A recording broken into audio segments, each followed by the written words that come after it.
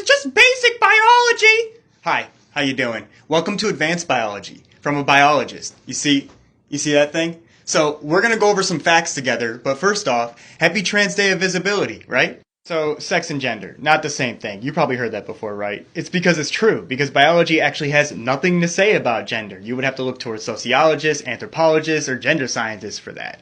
And that's why when you defer to your basic biology 101 class that you failed in high school, you look like you don't know what you're talking about, right? Gender is only loosely related to sex insofar as we've identified certain physical characteristics and have arbitrarily decided that this person belongs to this gender. But there are a whole bunch of people from that gender that don't have those physical characteristics, right? It's almost like there's some variation to sex. And that's because it's not a binary, it's a bimodal distribution where you have two extreme ends and most people falling somewhere in the middle. Now, this could be due to your genetic predisposition, it could be due to the fact that there are more than two combinations of sex chromosomes, it could be due to the intersex spectrum, but it's mostly due to hormone washes, and it's the reason why every person assigned male at birth isn't 7 feet tall with a raging beard and a hairy ass.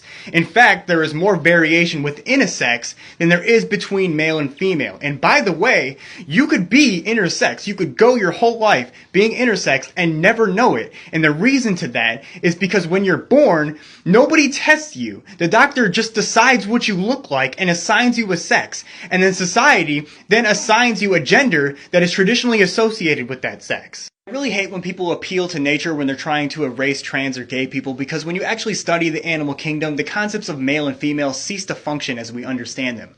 When you're talking about creatures that have vastly different sexual dimorphism than us, species that can flip-flop sexes or produce both gametes or reproduce asexually, animals that have gay relationships. No, this isn't a rewrite of history or science, you just weren't paying attention in class. Let's talk about gender. It's a social thing, right? You got these roles and responsibilities that you assign to a specific group. Now hear me out. Not only has the concept of a man and a woman changed within our culture over the course of hundreds of years, not only are these characteristics and the amount of genders different between cultures, not only has the concept of gender identity changed since the beginning of civilization, but between two individuals is a different concept of that gender identity. What it means to be a man for me is likely vastly different from what it means to be a man for you. It's almost like none of this has anything to do with the chromosomes you have. Trans people don't just feel like a man or a woman, they are a man or a woman, or neither, or both. And dysphoria comes from the fact that we've applied physical characteristics to social categories. And the real mental illness is thinking that 8 billion people can all fit into two arbitrary classifications. And no,